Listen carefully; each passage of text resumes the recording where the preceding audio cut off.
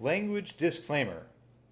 This review of The Man in the High Castle Season 3 involves your host saying a lot of cuss words, particularly towards the end of the video.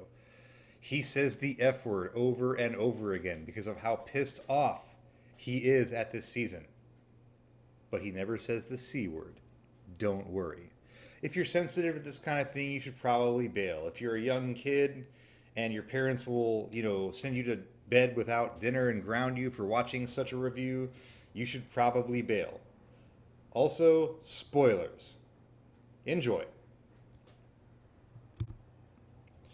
What's up, y'all? Welcome to the Movie Quotes Jones review of Man in the High Castle Season 3.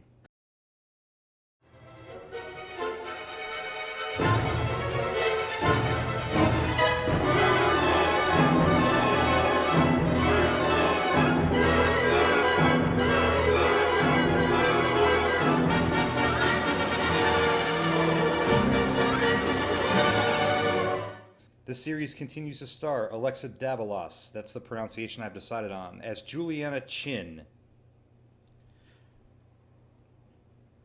Kari Hiroyuki Tagawa as Trade Minister Tagomi. Fun fact, this is Shang Tsung from the Mortal Kombat movie. I learned that in between this review and the Season 2 review, and now every time I see him, I can't unsee Shang Tsung. Rufus Sewell as Oberstgruppenführer John Smith. DJ Qualls Dweebnik as Ed McCarthy, Joel De La Fuente as Inspector Keto, and Luke Kleintank as Joe Blake. There are a couple of new faces in this, and my absolute favorite one is William Forsythe, who portrays J. Edgar Hoover. He is great in this. He is probably one of the high points of the series. We also have Brennan Brown as Childen, not Heather Graham as Nicole Dormer, and we get the unfortunate return of Rupert Evans as Frank Frink. But seriously though, does this picture of Frank Frink remind you of anything? Okay, now that you've had a second to think about it, take a look at this picture. That's Mel Gibson as Justin McLeod. What a great name, Justin. In a movie called The Man Without a Face. Does this not look like blatant ass plagiarism to you? Well, the good point is that now I don't have to say his stupid ass name anymore, so here goes one last time. Frank Frink. I can't do it, I'm really trying. And I'm just going to start calling him not Mel Gibson. Now, first things first, some of the characters were excellent. I already talked about J. Edgar Hoover, played by Bill Forsythe, and I'm going to talk about him again. He was really, really good. His character was convincing and believable, and his role was really something, and I appreciated him. Shang Tsung was cool as always. There's also a character played by Jason O'Mara, and his name is either Wyatt Price or Liam. I'm not actually sure what his actual name is, but he's fun to watch. He was also in a movie that I really like that not a lot of people are aware of called In a World, about voice acting, and he was great in that too. He's just super charming. Childen, he's a cool character too. He's the guy who owns the Americana shop and who is head over heels in love with the Japanese culture. Now, his pronunciation of Japanese words is not great nor authentic, but I can let that go because he's cool otherwise. He might be the most honest character in the entire show. He looks out for his own ass, he's very self-serving, but he's probably the most believable character out of any of them. And he's the only one that I found myself really sympathizing with. Mark Sampson is a character played by Michael Gaston? I'm so bad at pronouncing names, god damn it. He's a nice enough dude. He's Jewish, and he tries to get not Mel Gibson to get in touch with his Jewish side, and eventually does succeed. And the character of Himmler. Now, Heinrich Himmler is the kind of person who I just, based on my reading and my armchair research into the Holocaust, Heinrich Himmler seems like a terrible, awful, horrible human being. I think I've already talked about this in a previous review, but Kenneth Teagar plays him just as the son of a bitch that I always imagined that he would be. I hated him every second he was on the screen, and that's good. So those are the characters that I really liked. They were great. They were all good. So we're going to just move along then. There was a scene where Samson takes care of business with a couple of anti-Semitic bounty hunters. What's this? Well, I saw what you did the other night with a fucking Jew. Yeah, that was really something. Are they tough to find? Oh, no. We can smell them. Then you fellas, you should really get your noses checked. Well, because you got one sitting right in front of you.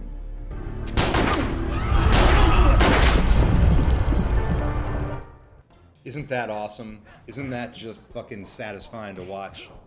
Oh man. I think I may have literally stood up and cheered after this scene happened. It was so good. And it comes towards the end of the series, which is a dirge and a dull piece of shit to watch in general. So this scene basically made me be like, okay, good. I'm like 10 episodes deep or 8 episodes deep, but at least this happened. Good, fun, awesome, wonderful. This scene in the last episode shows Juliana Chin getting tortured. It looks like she's receiving electric shocks. I enjoyed watching this because I just hate Juliana so much that it was satisfying to see her get electrocuted. Maybe I'm a horrible person. Maybe I'm a monster like Himmler. But that's honestly how I felt. A scene in the very last episode of this series where the man in the high castle, played by Stephen Root, is having a conversation with Oberstgruppenführer Smith. And he is explaining to Oberstgruppenführer Smith why their plan of sending, I'm assuming what are prisoners, into this machine to try and get them to travel to other dimensions is not going to work. And watching Smith's face just drop, realizing that High Castle is telling him the truth, was an immensely satisfying moment. It was just nice to see Smith eat shit. No, I've not mentioned this show's plot really at all yet, and that's because it's hard to describe the plot. The show is propelled mostly by a ton of subplots. Now, the comparison that I draw is to a perfectly crafted fugue for organ by J.S. Bach, which is crafted from multiple simultaneous melodies playing at once. They create wonderful harmony and counterpoint and something interesting for your ear to follow. Every time you listen to a fugue by Bach, you can pick something different out to listen to and enjoy. Well, if these writers of Man in the High Castle Season 3 were planning to write a fugue, then they wrote it in their ass. Because these subplots hardly line up harmoniously, they just kind of bump into each other and randomly intersect. And for this reason, it would be a laborious task for me to actually describe any major plot points in detail, and it would also triple the runtime of this video. Now let's talk about what I did not like. Let's start with the biggest problem, and that is, of course, just like in the first 2 seasons, this show seems to not understand what subtlety is one bit. And to demonstrate how not subtle this season is, I'm going to change the gameplay footage to something that is very over the top, shitty, and not subtle. Are you ready? Here we go. There. Now we've got a game that is on par with shittiness with this season. So let's talk about why the characters are crappy and also not subtle. Let's start with Juliana Chin. She is now this ruthless murderer. She has no problem pulling her gun out and blasting on people. I don't know if she's supposed to be conflicted by it or not. There's a scene in one of the episodes that implies that she's kind of struggling with it, but that doesn't stop her from just blasting people to death. And she also knows that Joe Blake is now this monster assassin, and she fucks him anyways. She has sex with him over and over again. We'll talk more about all the sex later. Okay, I can't actually do this to you guys, so I'm going to change back to a game that I've played before. Let's see. Joe Blake. I talked about him a minute ago. He got lucky with not Heather Graham once, and then he got lucky with Juliana numerous times. So in the first episode, Joe Blake is made to assassinate his father, I guess, as a means of contrition and a means to escape. And it's implied that they brainwash him into being this assassin and going out and taking out high-profile targets that the Reich considers threatening. Unfortunately, he happens to be the least convincing assassin that I've ever seen. The only worse assassin character that I've seen is the Marshal from the first season. He actually attempts to take Juliana out. Well, he didn't want to kill her. He wants her to help him with his, little diabolical scheme of shooting people, to include Shang Tsung. And she does this in response. Why are you dressed? Ew, gross. So, we have not Mel Gibson appearing in the third or fourth episode, I don't know. And he also survived the explosion, although much worse for the wearer than Keto Tai, who only suffered superficial wound. Now, not Mel Gibson, I almost said it. Not Mel Gibson has kind of gained a cult following as a painter, and he makes this image. And it's basically the same painting over and over and over again. And somehow people find it inspiring. Matter of fact, there's this whole campaign where Dweebnik and Samson and not Mel Gibson, until he meets his untimely demise, go and start plastering this picture everywhere. Now, it's already being done, you know, by the common folk, particularly in the inexplicably placed neutral zone. This picture gets plastered everywhere in various shapes and sizes. And it's just the same picture over and over and over again. Oh, dude, maybe the picture is a subtle hint at the repetitiveness and boringness of this season in general. No, it's not. Never mind. These guys don't know the definition of subtlety. I'm sorry. Might be. My fuck up. My bad. Okay. Keto Tai was one of my favorite characters in the first season, but he has been reduced to practically a cartoon villain. And that has a lot to do with his acting and his accent and his vocal inflections.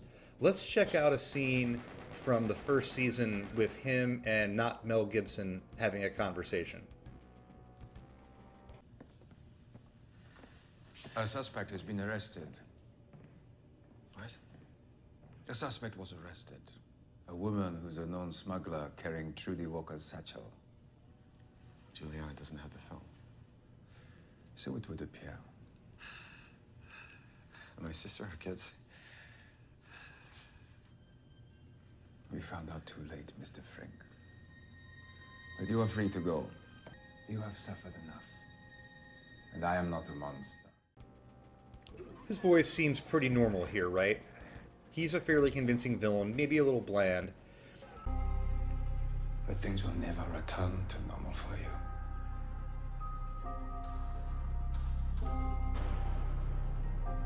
They cannot. But convincing. And I would rather have him be bland but convincing than this. Who is he? Who's who?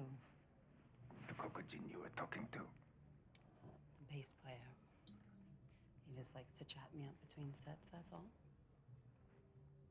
You are very familiar with him.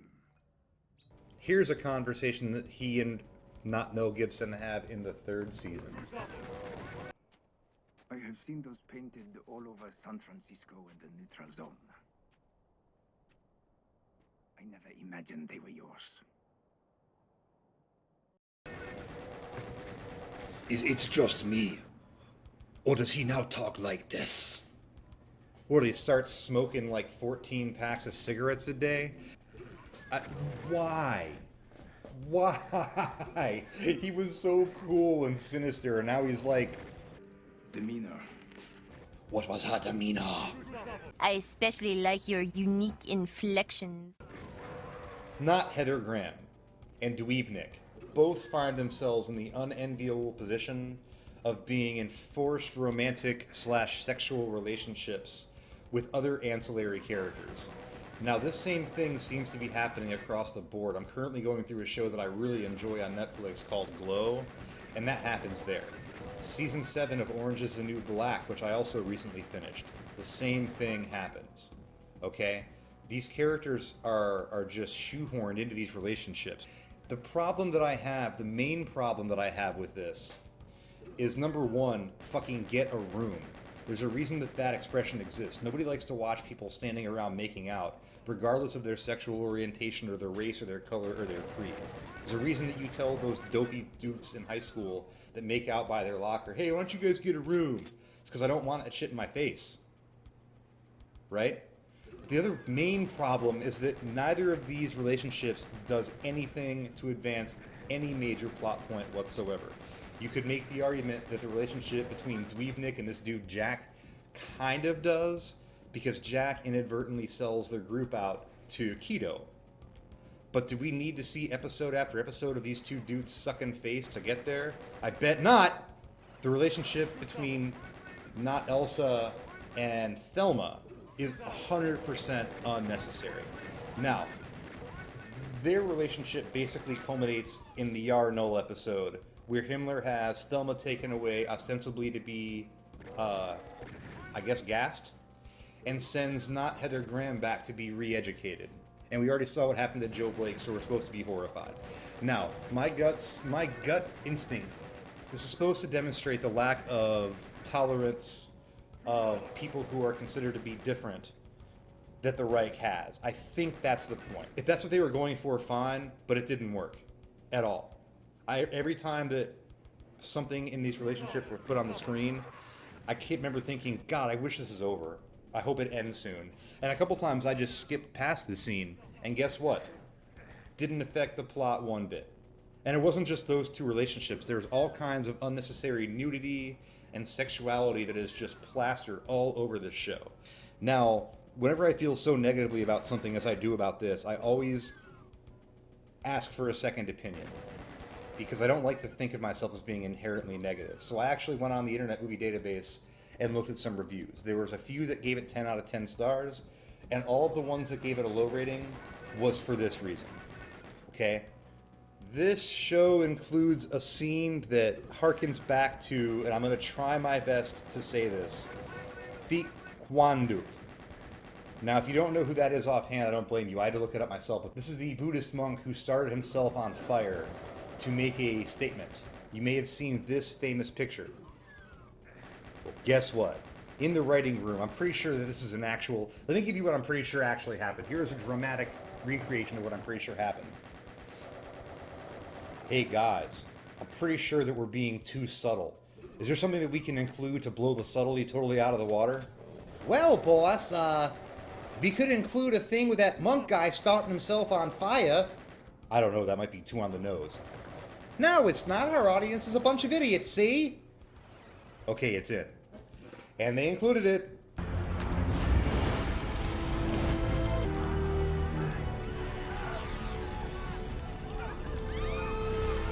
And I remember doing this. You heard what that was? That was me face palming. I don't know what they were trying to get across with that. Actually, I'm pretty sure I do know. But it didn't fucking work. And it just pissed me off. Much like every other attempt at an artistic or eloquent gesture in the show, this one was bullshit. There's a part where Keto catches up to Frank. I think I mentioned this earlier. And they go to the former location of the Manzanar detention clinic. Detention clinic? Movie quotes. There's a point in time where Keto fetches up with not Mel Gibson and takes him to the former site of the Manzanar internment center, and they have them a little conversation. And it culminates with not Mel Gibson kneeling and reciting some Jewish prayer.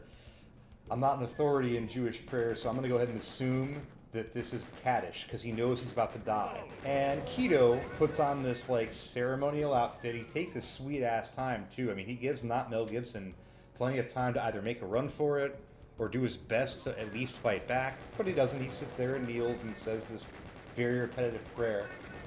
And Keto takes position, holds his sword up, still giving not Mel Gibson plenty of time to escape, and beheads him. I was bored. It bored me. A beheading should be something scary and tense. And maybe his head could have rolled off onto a ramp, which rolled into one of 5 numbered holes. Sorry, I'm sorry. My inner George Carlin came out right there. The scene was terrible. It was fucking cheesy and hammy and over-the-top dramatic because, once again, subtlety be damned. Keto also executes his lieutenant. The lieutenant betrays him, and they decide to tie him to a pole and take turns stabbing him with bayonets in non-vital areas to maximize pain output. I am not a monster. Well, this act looks pretty fucking monstrous to me! There's the whole I am Spartacus part, when not Mel Gibson's revealed to be alive. A anti-Semite bounty hunter forces Samson to take him into their little colony, which is a fake Catholic community that they have dressed up to look like a Catholic community, but they're actually all Jewish and they just don't want to be persecuted, they just want to survive. What they don't realize is that you're never going to survive unless you get a little crazy. Anyhow, speaking of crazy, this whole I Am Spartacus shit is crazy ripoff of Spartacus. Not Mel Gibson is all like, take me, I'm a Jew. And they all start standing up going, I'm a Jew, I'm a Jew, I'm a Jew, I'm a Jew. And they end up overpowering and killing him, and that's great. Fine, I'm glad he didn't get away with trying to kill a bunch of Jewish people. But it's a ripoff of Spartacus, and I didn't appreciate it, and fuck these writers. I think that might be it. Would I recommend you give this season a watch? The answer is fuck no. Unless you're a completionist and you've already seen the first 2 seasons and you plan to continue on with the 4th season, which I do. I've already come this far. May as well stick it out. At least it's not an 8-season dirge like fucking Dexter was. Would I rather watch this season than Mamma Mia, the movie Mamma Mia? Yes. If I had to give it a letter grade, I would give it a D. D as in do not watch this shitty shit. Okay. If you are not following me or my friend on Facebook, I invite you to join me, Movie Quotes Jones. I do a movie quote challenge every day or every other day or whenever I have time. And you can get in on the fun, and there are fabulous cash prizes if you get the quote right. And by that, what I mean is you don't get any cash prizes. None. But you do get bragging rights. I hope you enjoyed the review. I will see you next with Robot Jocks Part 2. Peace out.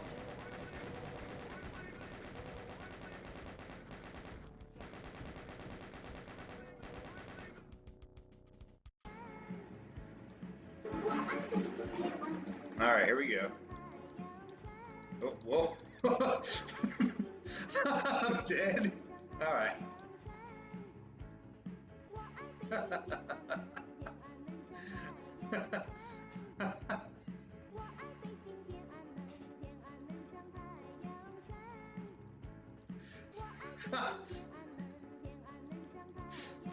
Whoa! Whoa!